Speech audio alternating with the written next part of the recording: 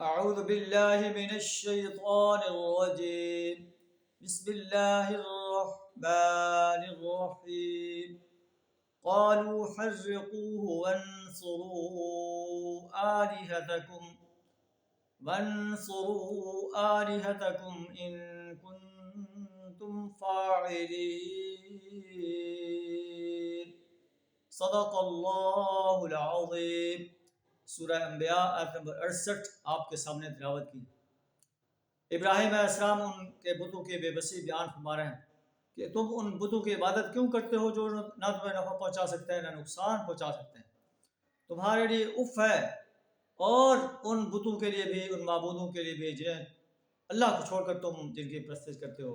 کیا تم عقل سے کام نہیں لیتے؟ تو وہ کہتے ہیں حرقوا، ابراہیم علیہ السلام کو جلا دو.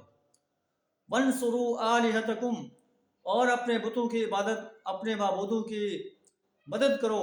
ان کنتم فاعلین، اگر تم کچھ کر سکتے ہو. بجائے اس کے کہ وہ اللہ کی وحدانیت کو تسلیم کرتے، شیطان نے انہیں بتوں کی عبادت پر، پرستش پر جو ہے ڈٹ جانے کے لیے آرڈر دیا اور انہوں نے اس کے آرڈر کو مان لیا. یہی شیطان قیامت کے روز کہے گا، میں نے تو تمہیں برائی کی دعوت دی تھی، کوئی زبردستی نہیں کی تھی، تم نے میری دعوت پر لبیک کہا. فلا تلومونی ولوموا انفسکم، اب مجھے ملامت نہ کرو میں، اور بلکہ اپنے آپ کو ملامت کرو. تو اللہ فرماتے ہیں قلنا یا نار کونی بردا وسلاما علی ابراہیم. ابراہیم علیہ السلام کو انہیں آگ کے اندر ڈال دیا. اللہ فرماتے ہیں ہم نے آگ کو حکم دیا کہ ابراہیم علیہ السلام پر ٹھنڈی اور سلامتی والی بن جا. انہوں نے، ابراہیم علیہ السلام کے قوم نے آپ کے ساتھ تدبیر کی، ہم نے ان کی تدبیر کو ناکام کر دیا.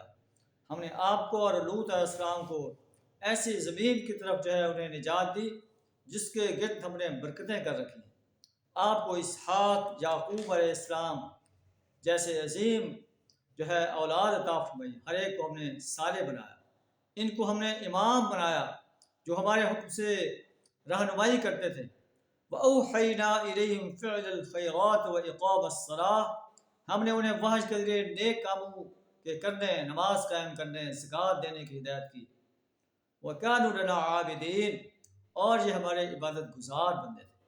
تو یہ واقعہ سنا کر قریش مکہ کو خبردار کیا جا رہا ہے کہ تمہاری چالیں بھی ناکام ہوں گی، اور ہم اسی طرح نبی صلی اللہ علیہ وسلم کو اور آپ کے ساتھیوں کو بھی کامیاب کریں گے جس طرح ابراہیم علیہ السلام کو ہم نے کامیاب کیا تھا.